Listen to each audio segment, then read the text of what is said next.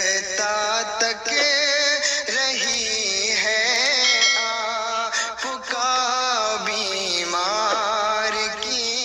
سمرقند کے شہر کے اندر ایک بیوہ سید زادی تھی، ان کے چند بچے بھی تھے۔ غربت نے نڈال کر دیا، پریشانی کے عالم میں اپنے بچوں کو لے کر ماں پردہ احتیاطن کے ساتھ اس شہر کے باہر نکلی، اور نکلنے کے بعد ایک دوسرے شہر میں پہنچی۔ وہاں پر دیکھا کہ کچھ افراد، کچھ لوگ بیٹھے ہوئے ہیں۔ آپ ان کے پاس گئیں، سلام کیا، اور سلام کرنے کے بعد عرض کیا کہ یہ بتا دو یہاں پہ کوئی ایسا شخص ہے جو غریبوں کی مدد کر سکے، مجبور حال انسان کی مجبوری کو سمجھ سکے؟ تو لوگوں نے دریافت کیا، لوگوں نے بتایا کہ ہاں، اس شہر کے اندر دو شخص ہیں، بڑے ہی مالدار ہیں، بڑے رئیس گھرانے سے تعلق رکھتے ہیں۔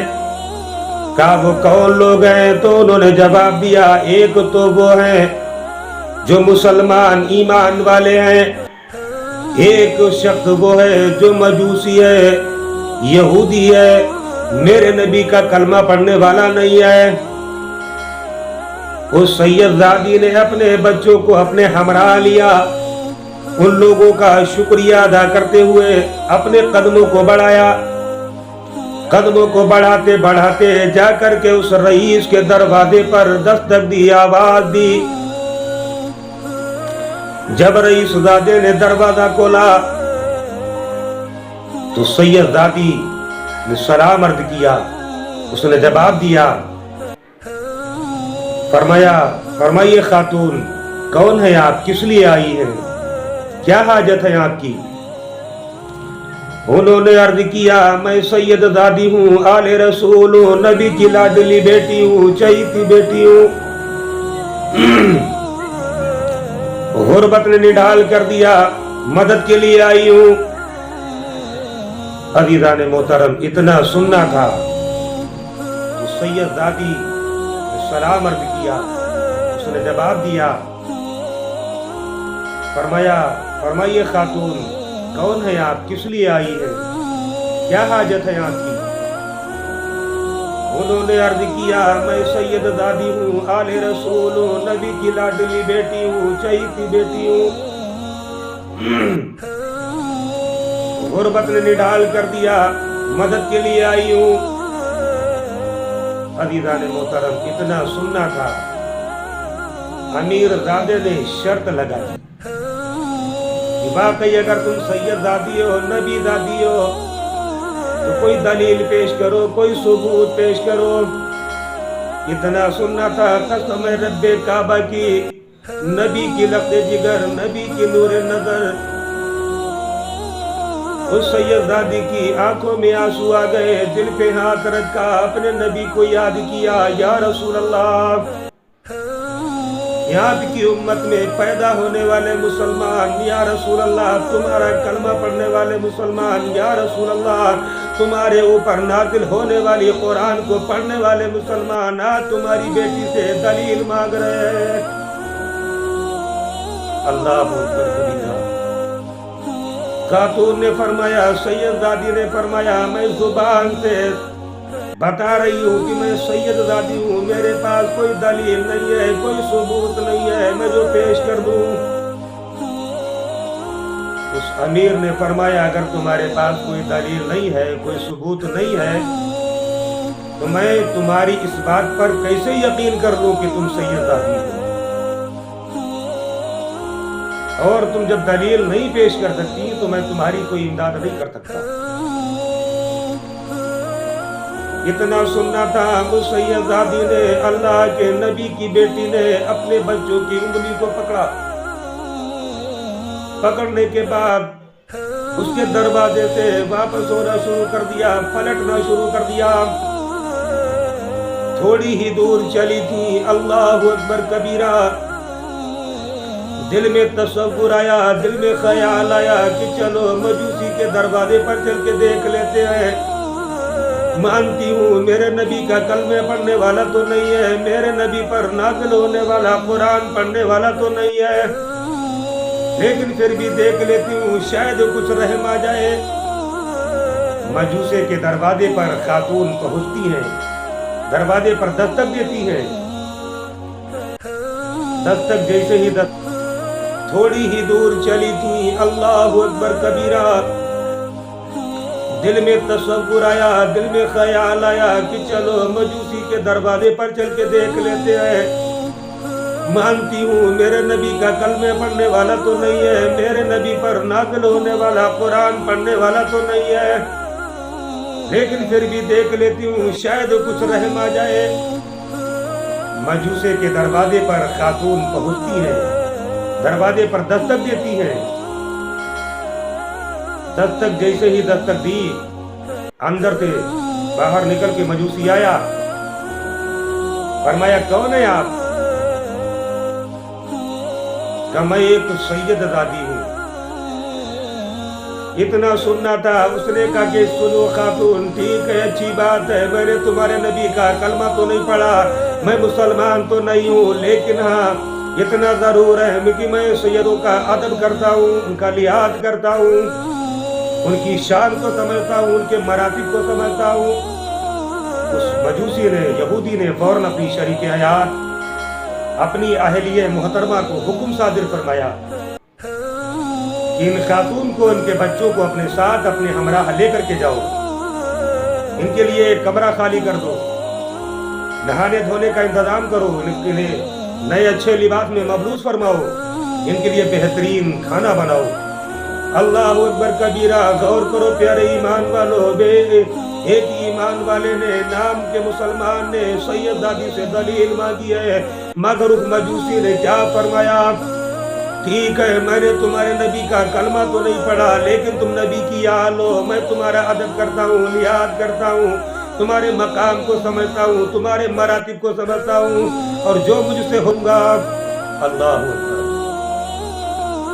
پیارے ایمان والو، جب اس کی شریک حیات نے آپ کو کمرہ دے دیا، آپ نے اپنے بچوں کو محبت کے ساتھ بٹھایا، نہانے دھونے کے بعد، غسل فرمانے کے بعد فراغت پائی، کپڑے مبلوغ فرمائے، دسترخوان لگائے، کھانا تناول فرمایا، کھانا تناول فرمانے کے بعد خدا کا شکر ادا کیا، بستر استراحت پر آرام فرما ہو گئے۔ عزیزان محترم، ادھر کیا ہوا؟ حضور صاحب الاولیاء صلی اللہ تعالی علیہ وسلم اس امیر زادے کو، اس منامی مسلمان کو خواب میں تشریف لاتے ہیں۔ اس نے خواب دیکھا ایک بہت لاتے ہیں۔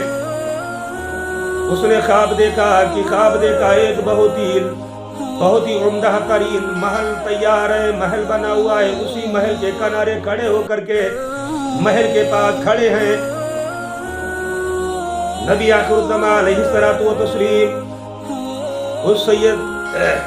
اس رئیس زادے نے دیکھا، سلام عرض کیا، سلام عرض کرنے کے بعد عرض کیا، اے احمد مصطفیٰ، محمد مصطفیٰ صلی اللہ تعالیٰ علیہ وسلم، یہ تو بتا دیجئے یہ اتنا قیمتی محل، جنتی محل کس کے لیے ہے؟ میرے نبی نے تبسم فرمایا، ارشاد فرمایا، ایک مسلمان ایمان والے کے لیے ہے۔ اللہ اکبر کبیرہ۔ اب وہ رئیس زادہ نام کا مسلمان تڑپ جاتا ہے، مچل جاتا ہے، یا رسول اللہ، میں بھی تو مسلمان ہوں، اس محل میں مجھے داخل فرما دو۔ نبی نے ارشاد فرمایا کہ تم مسلمان ہو؟ کہا جی سرکار میں مسلمان ہوں۔ میرے نبی نے ارشاد فرمایا، اگر واقعی تم مسلمان ہو، ایمان والے ہو، تو اپنے اسلام کی دلیل پیش کرو، اپنے اسلام کا ثبوت پیش کرو۔ اللہ اکبر کبیرہ۔ اب اس نام کے مسلمان رئیس زادے کے ہوش اڑ گئے، حواس تنگ ہو گئے۔ اللہ اکبر. آنکھ کھلی, آنکھ ہوش اڑ گئے, ہوش تنگ ہو گئے. میرے نبی نے ارشاد فرمایا تیرے دروازے پر میری لقب جگر آئی تھی, میری نور نظر آئی تھی, میرے جگر کا ٹکڑا آئی تھی, تو نے اسے دلیل مانگی ہے. اتنا سننا تھا کہ اس کی آنکھیں کھل جاتی ہیں, نیند سے بیدار ہوتا ہے, اٹھا, دوڑا دوڑا باہر نکلا, لوگوں سے دریافت کیا یہ تو بتاؤ تم نے فلاں خاتون کو دیکھا ہے, اس کے ساتھ کچھ بچے ہیں. لوگوں نے فرمایا فلاں مجوسی کے مکان میں جلوہ افروز ہے. اللہ وہ رئیس زادہ نام کا مسلمان دوڑا, خاتون کو دیکھا ہے, اس کے ساتھ کچھ بچے ہیں. لوگوں نے فرمایا فلاں مجوسی کے مکان میں جلوہ افروز ہے. اللہ وہ رئیس زادہ نام کا مسلمان دوڑا دوڑا اس مجوسی کے مکان پر پہنچا, دستک دی, آواز دی, کنڈی کٹکھٹائی. مجوسی نکل کر کے باہر تشریف لایا, دیکھا کیا بات ہے, کہاں جوڑ کر کے عرض کیا اے رئیس زادے میں تیرے دربار میں بدگزشتہ عرض کرتا ہوں, ہاتھ جوڑ کے درخواست کرتا ہوں تیرے گھر میں جو خاتون بچوں کے سمیت آئی ہے ان کو میرے حوالے کر دے. مجوسی نے کہا یہ کیسے ہو سکتا ہے, کہ اس کے بدلے میں تجھے 1000 درہم دینے کے لیے تیار ہوں. اللہ اکبر. اتنا سننا تھا. مجوسی نے کہا اور رئیس زادے سن لے, میں تجھے اتنا قیمتی محل, جنتی محل 1000 میں کیسے بیچ دوں. اللہ اکبر کبیرہ. یار ایمان والو, عزیزان محترم, کیونکہ ادھر جب اسم نام کے مسلمان کو اللہ کے محبوب نے اپنا دیدار کرایا, جنتی محل دکھایا, اس کے بعد میں مجوسی کے خان میں تشریف لے گئے, مجوسی کو کلمہ پڑھایا, اسلام با مصرف کیا, تو مجوسی نے فرمایا جس محل سے تو نکالا گیا ہے وہ محل محمد رسول اللہ نے مجھے عطا فرما دیا ہے. کیونکہ میں نے اس نبی کا کلمہ تو نہیں پڑھا تھا, میں نے اس نبی کی اسلام کو قبول تو نہیں کیا تھا, لیکن اس کی آل کی محبت میرے سینے میں موجود تھی. میں نے ان کے نبی کی آل کی تعظیم کی ہے, نبی کی اولاد کی توقیر و عظمت کی ہے, عزت کی ہے. اور اے رئیس زادے سن لے کہ میرے نبی میرے گھر تشریف لائے اور ہم سب لوگوں کو کلمہ پڑھا کر اسلام با مصرف فرما گئے, اور جاتے جاتے یہ وصیت بھی فرما گئے تم تمام اہل و عیال جنت کے حقدار ہو گئے ہو. وہ جنت کے محل میں داخل کر کے گیا ہے, میں تجھے یہ محل کیسے دے دوں. اتنا سننا تھا کہ اس کا کلیجہ پھٹ گیا, کلیجہ دہل گیا, رونے لگا, پیٹنے لگا.